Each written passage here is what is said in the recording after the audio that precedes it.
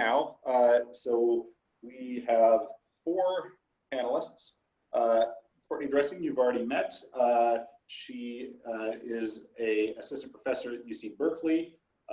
Jim Casting, you just heard from, professor at Penn State. We have a new panelist, Jonathan Fortney, who is a professor of astronomy at UC Santa Cruz and has worked for many years in modeling planet atmospheres, interiors, the evolution of planets and stellar systems. Jonathan is also a member of the science definition team for the Origin Space Telescope. And then we also have been joined by Scott Gowdy, who spoke yesterday. Scott's a professor at Ohio State and has been really instrumental in pushing forward the ground-based effort for EPRV within NASA to support giant flagship missions in the coming decades. He's also a member of the HabEx team. So I think we're going to start with a brief set of slides by Jonathan Fortney, since he was unable to give a talk in the shortened schedule that we had to do when we went virtual. So Jonathan, if you want to take control and share your screen, by all means, go right ahead. Sure thing.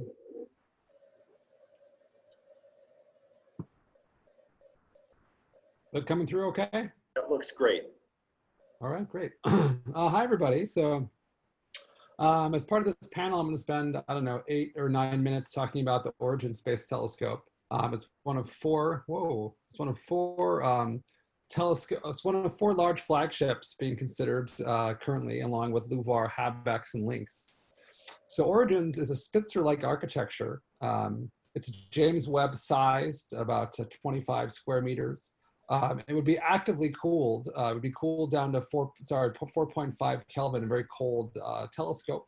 It would have a wavelength range of 3 to 300 microns with a 5-year primary mission. And so these slides were mostly put together by Kevin Stevenson. Myself, Kevin, and Tiffany Kataria were all on the SDDT for this mission design. We met off and on over the course of about 1.5 years, around the same time that people were meeting for LYNX, LUVOIR, and HabEx as well. So one of the things that's different about Origins compared to LUVOIR and HabEx is that the characterizing exoplanet science case is, I would say, not the driving science case. It's not the leading science case. There's 3 kind of science cases for Origins that are given kind of equal footing. One is how the universe works. One is how did we get here, and one is are we alone? How the universe works is focused more on galaxies, supermassive black holes. How do we get here is focused on disks around young stars, planet-forming disks, spectra of young disks. Then are we alone is focused on characterizing the atmospheres of transiting planets around M dwarfs, and that's the last part, the green part, I'll be talking about today in my 6 or 7 slides. So you can think of Origins as kind of a balanced science case. If you wanted to build a large, cold, far-infrared telescope, the question we tried to answer was, what could you do in terms of trying to assess the habitability of planets with such a framework? And so the basic idea then would be spectra across a wavelength range, maybe something like 3 to 20 microns, that allows you to see a variety of molecules. This includes water vapor, carbon dioxide, methane, O2, nitrous oxide. This is kind of a cartoon version of an emission spectrum of a potentially Earth-like planet. So this wavelength range is actually pretty rich in molecular diagnostics. And this wavelength range is also quite favorable when thinking about thermal emissions. So the planets that I'm going to be talking about are transiting planets around M dwarfs. So these are planets we'd like to do transmission spectroscopy for, but also secondary eclipse emission spectroscopy. If you think about the wavelength range, Jim Casting talked about this sort of idea about 10 minutes ago. If you're thinking about 250 Kelvin, 300 Kelvin planets, they're going to be peaking in their thermal emission at the wavelengths that are going to be important for Origin. So this habitable zone, signal to noise sweet spot, is something like 7 to 15 microns in green here. And so this Origins MISC instrument, one of many instruments aboard Origins, would focus on this 3 to 20 micron range. And so it would do emission and transmission spectroscopy. So one of the things we spent a while on the STDT for Origins was thinking about what our targets might be in terms of the latest K dwarfs and M dwarfs. And so the yield is a little bit hard to assess, but almost all the targets we'd be interested in would come from tests or from ground-based surveys like Speculus. And so based on simulations available at the time, it was suggested that tests would be expected to find around 40 temperate terrestrial exoplanets, and that Speculus, which is a ground-based survey looking at M and L dwarfs, might find something like 14. And this is the breakdown in magnitude for those. And so one of the things to keep in mind, right, is thinking about characterizing, trying to find life on M dwarf planets, is that these targets would all have precisely known masses and radii with some initial James Webb reconnaissance. So here we wouldn't have to do a tremendous amount of additional work finding the targets, validating the targets. You'd be looking at already known and validated planets. So one of the things we thought long and hard about is in this architecture, a lot of the science far, far surpasses James Webb in terms of the disk science, the galactic science, because the telescope is so cold. So one of the things we thought about from the transiting planets perspective was how to improve on James Webb. And so one is a very large field of regard that allows you to kind of swing virtually anywhere in phase space, that allows you to observe more transits per year. In terms of looking along the celestial sphere.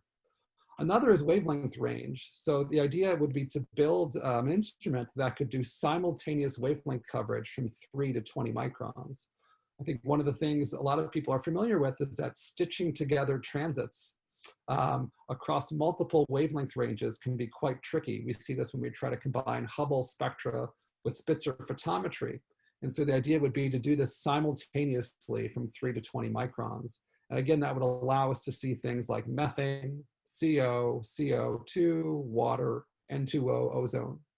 On the bottom right is a simulation of a transmission spectrum of transiting planets. And so the idea would be to design an instrument that allowed you to have very high precision time series observation with a very low noise floor, so that you could stack together multiple transits for any given planet, dozens of transits without reaching the noise floor. So we ran a number of simulations to try to assess how we might improve on what we expect James Webb to be able to do. So these are simulations of a given planet. This is an Earth-like planet around M8 star. You can see from 3 to 5 microns. There's some near-spec observations on top, and then MIRI at longer wavelengths with a modeled here with a 20 ppm or 30 ppm noise floor. With the suggested MISC instruments, we think the idea would be to try to achieve a 5 ppm noise floor from 3 to 20 microns simultaneously. And that would allow you to go from the spectrum above down to the spectrum below. And so we thought about how to do such a search for life. So the idea would be to do a tiered strategy. So tier 1 would be transit observations of M and K dwarf planets to determine which planets have tenuous, clear, or cloudy atmospheres. James Webb would do some of that for some of the planets, but we would do that for our entire sample size. Well, those that look the most promising, we would then do eclipse observations, secondary eclipse observations, to assess the temperature structure of the atmosphere. That's one of the, of course, great things that thermal emission is great for. We can see that in our study of hot Jupiters. From the thermal emission spectrum, we'd be able to say something about the temperature structure of the atmosphere. From the tier 2 planets that look the most promising, we then move on to tier 3, the essentially 10 most promising targets. We would do extremely detailed, something like 50 transits, transmission spectra to look for simultaneous ozone and methane, or simultaneous ozone and nitrous oxide, which are thought to be potential biosignatures. So from the initial reconnaissance of tier 1, we'd move up from tier 2 to tier 3 and end up with, on the order of 10 planets, we would do this deep dive in terms of the search for life. So we did a variety of retrieval exercises in terms of trying to assess what sorts of robust detections we could make for these objects. Green is a potential assessment for what James Webb might be able to do, and then in purple is retrievals with the lower noise floor of origins to look for CO2, methane, ozone, and water vapor. And so the takeaway points then is that the idea of origins is to assess the habitability of transiting nearby planets around M dwarfs. So it would be, of course, a different science case than LUVOIR and HABEX, which are focused on sun-like stars. The path would certainly build on James Webb Space Telescope, and it would also build on all the hard work that's being done today in terms of tests and other surveys, and that we would look at known planets with known masses, radii, and densities. So we'd already have an excellent context to interpret the observations. And then this takeaway point, the mid-infrared is excellent for detecting habitability indicators and biosignatures, which Jim Casting has already touched on when talking about mid-infrared instrumentation. So that's the general idea of origins, which is a sort of a balanced palette of galaxies, disks, and trying to assess the habitability of planets around M-dwarf stars. So with that, I'm happy to join the rest of the panel. Fantastic. Thank you, Jonathan. We're going to get just a couple of slides now from Scott Gowdy, giving us an overview of what HABEX can potentially do. So go ahead, Scott. All right, thank you. I'll try to make this quick because I know we want to get to the questions. I'm just going to give you a brief introduction to the one of the missions Jonathan mentioned, which is the Habitable Exoplanet Observatory, or HABEX. I've listed the sort of leaders of the study. I was co-community chair along with Sarah Seeger, and then Bertrand Menison and Alina Kiesling and Keith Warfield were from JPL and had the positions shown here. I wanted to mention that actually this is a work of many people, far more than I just listed. The final report, which you can find here, has 178 authors, and we actually consider 9 architectures, although I'll only be talking about one. So I do want to correct Jonathan. HABEX is not based in the majority or driven by one science case. It's actually driven by 3 science cases, and roughly half of the time we envision is for geo observations, which can be used for general astrophysics or even solar system remote observations. So I'm encouraged that people not to think of this as just a direct imaging mission. And I think LUVOIR, I know LUVOIR also has the same philosophy. But I'm just going to be focusing on, for the purposes of this introduction, the search for habitable worlds. So just briefly, the architecture that we landed on, the preferred architecture, we call it a 4-meter hybrid. It's a 4-meter off-axis f2.5 aluminum coated monolith. It has 4 instruments. 2 are for direct imaging, a chronograph, and then a Starshade instrument, which is used in conjunction with an external Starshade, which is formation flying, 52 meters at located about 77,000 kilometers away from the telescope. And then there's 2 instruments that are for general purpose astrophysics. I won't go through this, and I just will, again, just emphasize the notional time allocation is that during the primary 5-year mission, 50% of the time will be dedicated to guest observer science, and the full 100% of any extended mission will be for guest observer science. Okay, so Jim already mentioned the requirements, which are quite daunting to be able to detect an Earth analog around a nearby sun-like star in reflected light. You have to get a contrast ratio. In other words, you have to suppress the starlight by 1 factor in 10 billion because the Earth is 10 billion times fainter than the sun. You also, the other variable that Jim sort of mentioned in passing is that you actually, of course, have to resolve the planet from its star, which means that you have a minimum, what's called inner working angle or angular separation that you have to be able to detect the planet. And that has to be generally less than 0.1 arc seconds, which is the maximum distance an Earth from a sun at 10 parsecs. So these are the inner working angles of HabEx. The outer working angles are either set by the number of actuators you have if you're doing it with a chronograph, or the size of your detector if you're doing a Starshade. And you want resolutions in the optical that are sufficiently high to resolve the oxygen band, which I'll show in a second. You want UV coverage to get the ozone drop off, and you want infrared coverage to get the water vapor bands. And one of the advantages of HabEx is that it will actually get complete spectrum from 450 to 1000 nanometers in one shot with the Starshade. Whereas chronographs, you have to do it in sort of 20% wavelength or bandpass channels. So a question we also often get is why both a chronograph and a Starshade? It turns out they're very complementary. A chronograph is nimble on board, and it's very good for blind searches and determination of orbits.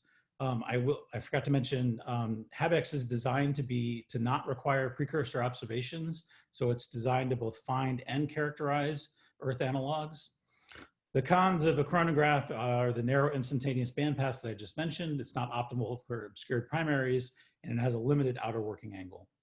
The Starshade, on the other hand, has a wide bandpass, instantaneous bandpass, high throughput, large outer working angle, small inner working angle, and it's very good for spectral characterization. The problem, of course, is that it requires repositioning. It takes roughly 2 weeks to go from each target to another target. It has a smaller field of regard. It's fuel limited, and requires, oops, hold on a second.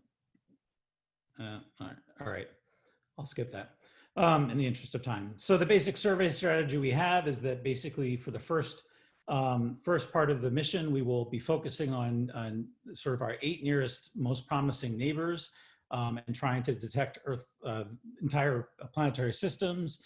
Meanwhile, we're also going to be, when targeting those with the Starshade, meanwhile, we'll be also surveying with the chronograph while the Starshade is slewing, looking for Earth analog candidates. And then once we find promising candidates and measure their orbits, we'll then slew the Starshade to those candidates and get full spectrum. So that way we're sort of taking advantage of both of the strengths of both starlight suppression methods. Okay. Come on. All right. So this is the overall yield. Roughly, we would expect to have 55 rocky planets. Of those, 17 would be in the habitable zone, and 8 could be considered Earth analogs, at least by what we know in terms of the range of radii where we expect rocky planets within atmospheres based on Kepler. 60 would be sub-Neptunes, and 63 would be gas giants. And all of these, nearly all of these would be characterized with a high quality spectrums from 0.3 to 1 micron, and many from 0.2 to 1.8 micron by moving the Starshade. And nearly every HabEx detected planet will have its orbit determined, except for the ones with the very longest periods. So we will be able to do not only reconnaissance of Earth analogs, but also comparative exoplanetology with spectra and orbits for systems that, with planets spanning a very broad range of orbits. I won't say this, I won't go through this, but really one of the goals is not to have a preconceived notion of the habitable zone, but as Jim kind of mentioned, adopting an empirical or empirically defining the habitable zone by getting spectra of objects outside the habitable zone. This, of course, is the holy grail of what we'd like to get. This is a simulated Earth analog spectrum of an Earth orbiting beta CVN, which is a G0 5-star located at 8.4 parsecs. This is 230 hours of observation, and we get a signal to noise of 10 at 0.55 microns with an R of 140. And so you can see signatures of carbon dioxide, water that indicates this planet might be habitable, and then potential biosignatures like oxygen, ozone, indicating that it might support life. And in terms of the EPRV, I showed this plot yesterday. I just want to basically summarize how precursor observations help. If a mission is target limited, in other words, you can survey all the targets in the time to span or number of Starshade slews that you have, then precursor observations only improve the efficiency and mitigate risk. But if your mission is resource limited, either time or Starshade slews, then it can both improve the efficiency and the yield. In reality, most missions are somewhere in between. So HabEx is more in the target limited regime, but does get a slight improvement with yield with precursor observations. If you can't get precursor observations to measure the mass, then you can try to measure the mass afterwards. And that is actually a lot easier because now you know the period and orbital elements up to a twofold degeneracy just from the orbit from direct imaging observations. And so that makes it easier to detect the RV signal and distinguish it from systematic errors. And with that, I'll stop. Fantastic. Thanks. Thank you, Scott. So now I think Courtney Dressing is going to give us a brief overview of LUVOIR. Yes.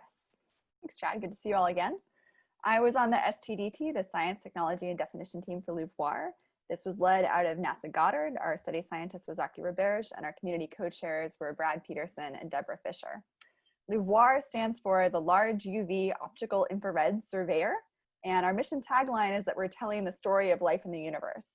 LUVOIR, like HabEx, is designed to accomplish a variety of objectives, and it's also designed to answer the questions that we'll have in the 2030s and 2040s that we haven't even thought of yet because we're still learning about the universe.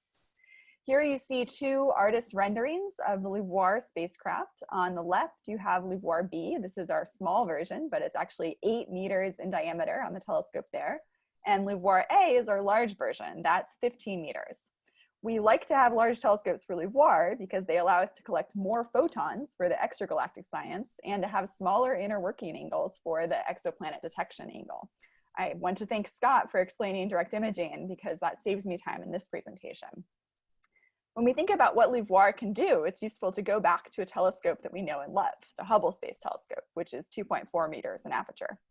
With Hubble, we've begun to study the atmospheres of primarily hot, larger exoplanets. We've learned more about our own solar system, and we've looked back in time to see galaxies at the dawn of formation. With LUVOIR, we'll have larger telescopes, so we'll expand on all 3 of these frontiers. With LUVOIR, we'll be able to directly image over 500 planets for LUVOIR B and over 600 for LUVOIR A.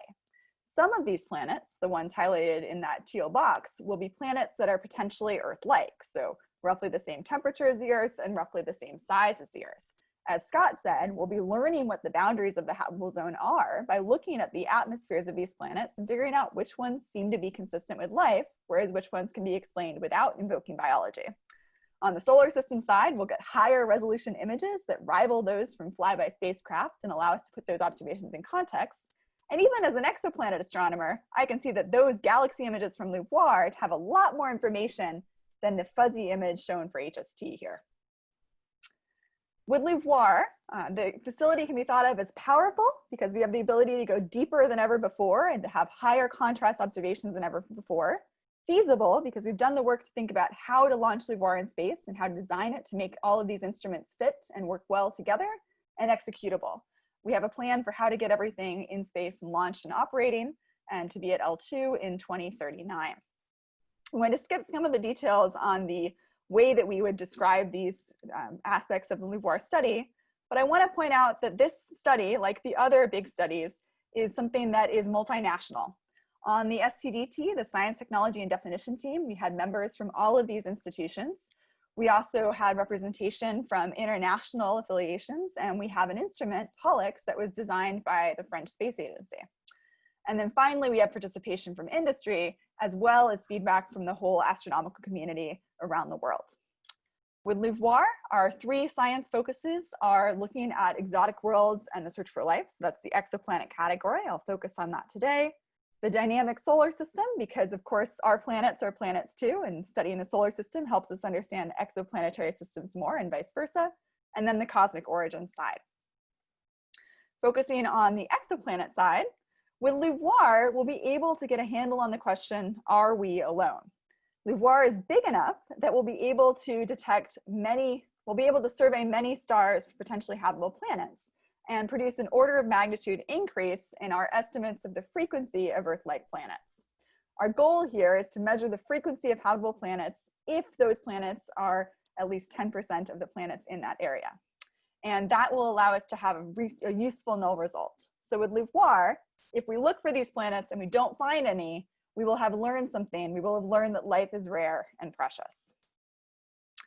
With LUVOIR B, we have an 8-meter telescope, so we'll be able to detect roughly 28 candidates. And if eta sub Earth, the frequency of Earth-like planets, is greater than 10%, we'll be able to measure that. If it's less than that, we'll be able to say that with certainty. With LUVOIR A, we have a larger telescope, so we have even more planets. You might wonder why we want so many planets, and it's because we'd like to understand the nuances of habitability. We really want to know if we find a planet that is Earth size and Earth temperature, does it have water? Does it have life? If so, what does that life look like? And is it the same for all of these planets, or do we see different types of atmospheric signatures? We also want to be able to pick the best targets for future study. If we have 54 objects to choose from with LUVOIR A, and one of them is in a system with a Jupiter, maybe we want to study that planet and see how it compares to us. And then we want to compare that planet with systems that don't have Jupiters and see how things change. This also gives us a hedge against an uncooperative universe. So for instance, if the frequency of small planets orbiting sun-like stars is lower than we think it is, we would have the built-in ability with LUVOIR to still find a reasonable sample of planets, because we expect to find 54 planets given current estimates of eta sub Earth. Looking at the Earth over time, our own planet has looked different through history. This figure is pretty complicated, so please don't hesitate to ask me questions about it later.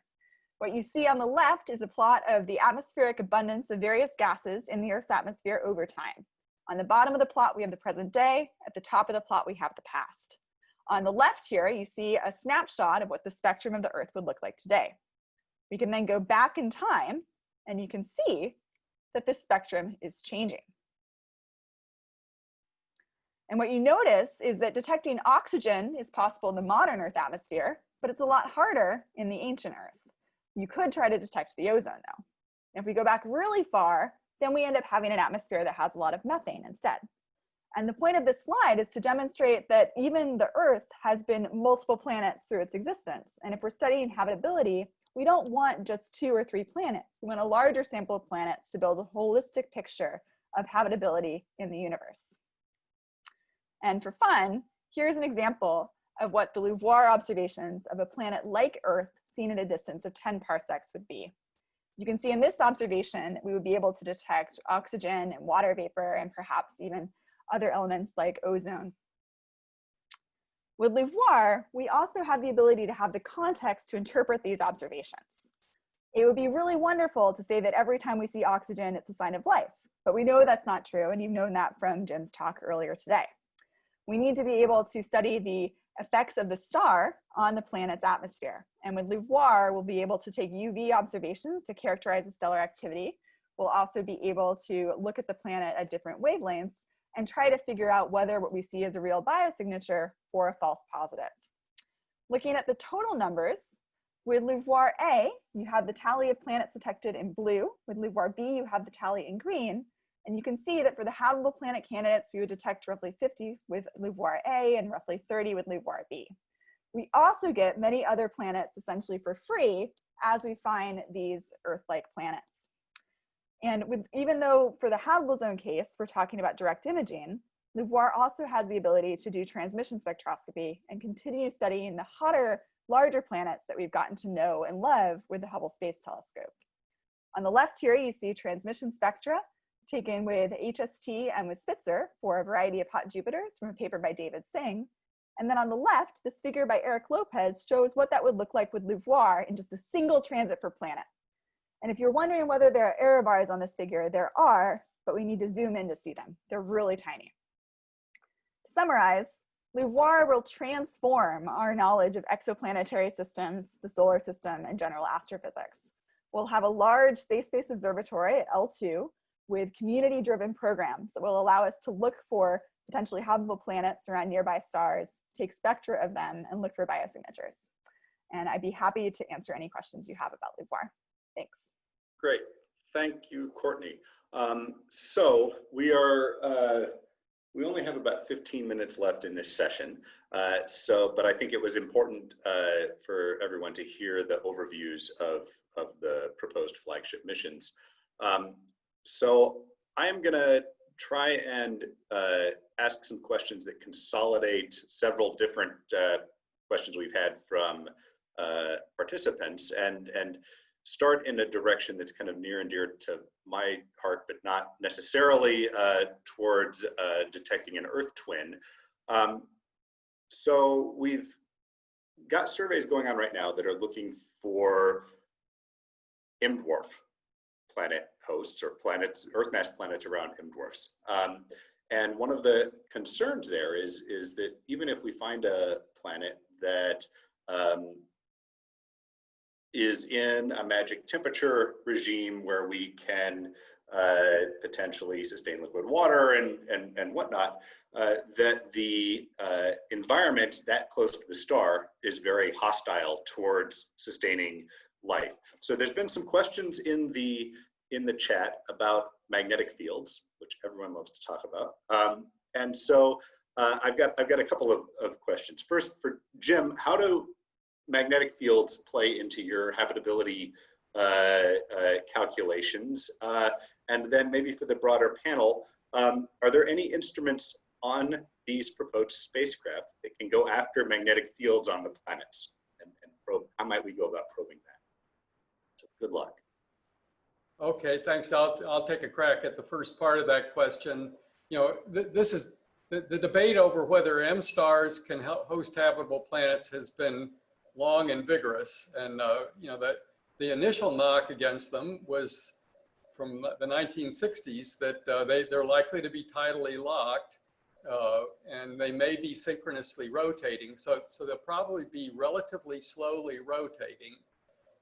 That affects the magnetic field, because if you don't have rapid rotation, it's hard to generate a good magnetic field.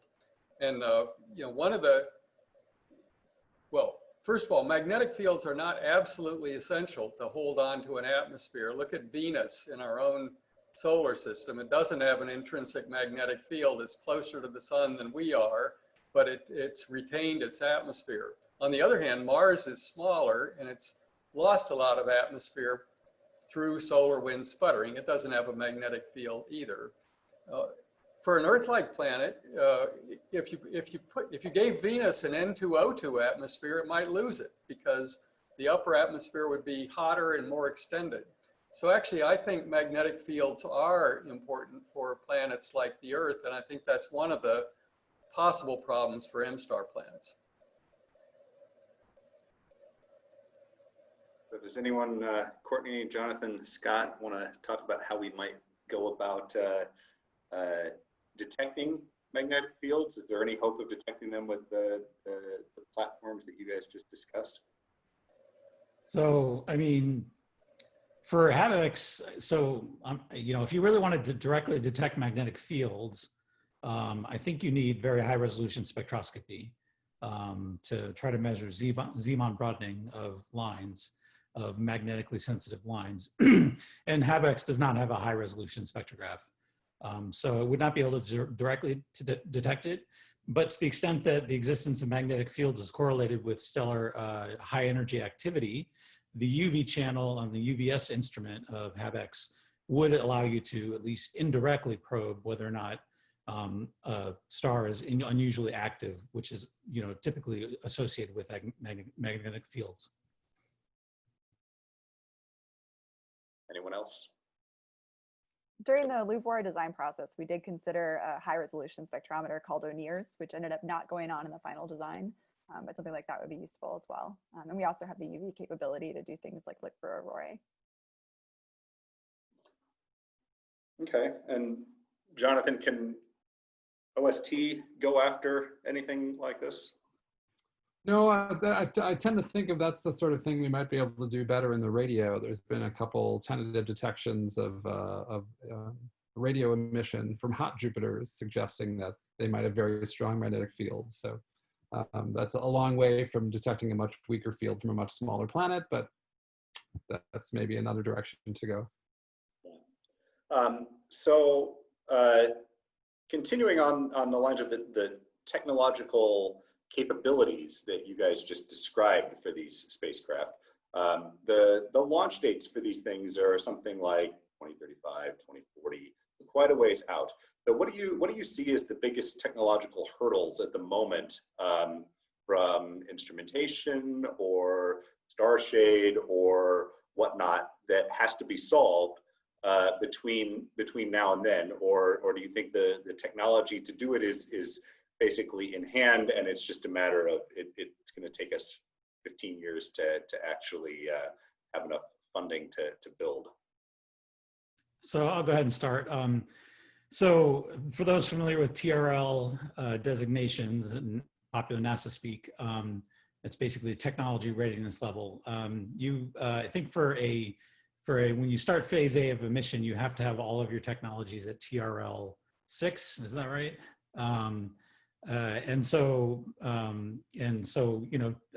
HabEx, all their technologies are TRL4 or greater, and then we have roadmaps, and this is true of all 4 missions, detailed technology development roadmaps to get us to the TRL level that we need before the beginning of the mission. And this is actually important. It's flown before, Scott? What'd you say? The maximum is 9, is that right? And that corresponds to they've flown before or something like that? Yeah, 9 is it's flown before. There is a TRL 10, I believe, but that is for human spaceflight, I think. Someone can correct me if I'm wrong. There's always the, difficult technologies. For HabEx, there's a number of technologies. Probably the one that is we're focusing on. We're focusing on all of them, and you can read the report. But the one that a lot of people question is the Starshade, just because it's a relatively new concept. And so, in fact, because of the focus in investments by NASA, all of the Starshade technologies, which are things like how well you can manufacture the petal edges and how well it will actually unfurl to the right tolerance, things like that. All of those are at TRL4 or greater. And we expect them, we have a clear path for them to be TRL6 by the time of the beginning of launch. And in many cases, the technologies will actually be ready even before phase A, which is really important. I know this is true for LUVOIR as well. This kind of philosophy of approaching a mission is very important because in the long run, it saves a lot of money if you develop your technologies first. Right, I'll second that. One of the main things in the later parts of the LUVOIR report is the importance of early technology maturation. We have a whole program for how to get this up and running. We also have recommendations for how to be starting multiple flagships at the same time to ensure that NASA has a large portfolio of missions that can accomplish a wide range of astrophysics. So I love LUVOIR. I also love HabEx and LINX and Origins, but it would be nice to have the full electromagnetic spectrum covered at all times. Yeah, for Origins, there's a variety of things. The one that I'm most familiar with is there would be a need to develop this new kind of infrared detector that would have this very low noise property. And so that's something that's being worked on actively by a consortium, including NASA and a variety of Japanese scientists. So that's kind of the tall pole for the Origins transit case. Okay, thanks. And I just dismissed a question in the Q&A, but I think it was getting at this as well. It was trying to say, how do we prevent these from becoming another JWST? And I think one of the big problems that JWST encountered was a technology readiness. They perhaps overestimated the technology readiness early on and didn't spend enough money on the front end. And it sounds like you guys are accounting for that, or NASA is forcing you to account for it because we can't have another JWST. The whole process is different now too. These studies were multi-year studies that have took us much farther in concept development, and we're at a really different place now than we were with James Webb. Right. So when we started, I mean, part of the reason for initiating these studies is for this exact reason. These studies actually lasted a full 4 years. They cost millions of dollars. They involved, hundreds of people or thousands of people for all 4 in academia, NASA, and industry, as Courtney mentioned. And these missions were developed to the point, I mean, we had actually MELs, which are lists of parts of the telescope, if you can believe it, specified to like the screw, basically. I think LUVOIR's MEL is, I don't know how many pages, but it's enormous.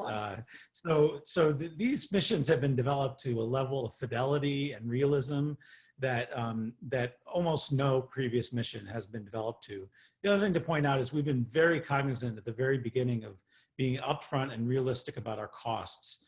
And so each of the missions have been independently costed and will be costed again by aerospace in the, it's not Kate, what it's called now? Trace. We're cognizant of all the lessons learned from JWST and have been trying to avoid all those pitfalls. Okay, so we only, in the last 5 minutes that we have here, I want to change or shift topics a little bit from technology to targets. So Jim, in your talk, you showed the habitable zone, and you made the statement that it's the zero age main sequence habitable zone or something. You have to pick a point in time because that affects the stellar luminosity. We've had a question in the chat for quite a while now about can you say how the faint young star problem has evolved or our understanding of it, and then after we get to that, maybe the other panelists can talk about how considerations like that and stellar age affects the target samples that you would go after, and how you've culled those targets a little bit to make sure that you're not looking at things that are unphysical for. Sure, we usually talk about the faint young sun problem on Earth. If you remember from my talk, in Michael Hart's model, the outer edge of the habitable zone was at 1.01 AU, which means, at 1.01 AU, the solar flux is down by 2%. And he concluded that the planet couldn't have survived that. But the sun was 30% less bright back 4.6 billion years ago. And we know from the geologic record that the Earth was not frozen most of the time. So we already know from studying the history of our own planet that the atmosphere had to have been much different. Many of us think that buildup of CO2 from the carbonate silicate cycle was the main thing keeping the early Earth warm. So that's why, my students and I spend a lot of time studying the Earth, because we think a lot of the things that we learned from the Earth's climate record and atmospheric record will be applicable to exoplanets someday. So Jim, I have a question, actually, a follow-up. What about the faint young sun paradox as applied to Mars? I have yet to see really very plausible solutions to that. Yeah, good question. That problem I've worked on for about 30 years. Mars, looks like it's outside the habitable zone early on, which means that you can't warm it up with CO2 and water. And other people with more complicated 3D models find the same thing. I think the solution is there's a little bit of molecular hydrogen in Mars' atmosphere. Mars has a very reduced mantle. If it was outgassing enough, you may know from some of Sarah Seeger's papers and others that molecular hydrogen is a surprisingly good greenhouse gas. And so I think that's the solution to early Mars problem. Is that something that have you guys thought about this in the target sample or the proposed target samples? How does it play into the target sample vetting? Well, Sarah Seeger had a piece in Science where she drew a habitable zone that went out to 10 AU. If you take a free Earth mass super Earth with a 40 bar H2 atmosphere, you can keep it warm at the surface out to 10 AU. But then the habitable zone is, most of the solar system. And, I think you shouldn't design LUVOIR and HABEX based on that type of optimistic speculation. And I think we haven't. My answer to this would be, one, I think there's still opens questions about what the extent of the habitable zone is, as Jim is sort of alluding to. And the faint young sun paradox as applied to Mars is still somewhat of an open question. So I think that it's I think we should be very careful applying our sort of our ideas of the habitable zone extremely strictly. Now, I don't think we should be going out to 10 AU. It's impossible to detect an Earth at 10 AU, not impossible, but neither LUVOIR or HABEX can do it. But we should try to empirically define the habitable zone, in my opinion, which means we should be characterizing planets that are outside of the notional habitable zone that people like Ravi and Jim have been calculating for, for decades. That's my opinion. And so in terms of the target list, we focus on the luminosity now, but we really want to look in regions that are sort of proximate to the classic habitable zone, both because the habitable zone is moving, but also because our notion about where it is might be wrong. Right. We're following a similar philosophy with LUVOIR, and we're also able to look at the habitable zones of stars with a variety of spectral types.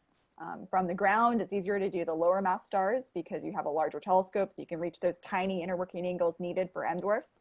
From space, we can hit some M dwarfs and K dwarfs. We can also hit a lot of sun-like stars, and by studying those stars and looking to see how stellar activity and stellar mass and stellar age correlate with the properties of the planet, we'll be able to, as Scott said, try to map out the habitable zone empirically.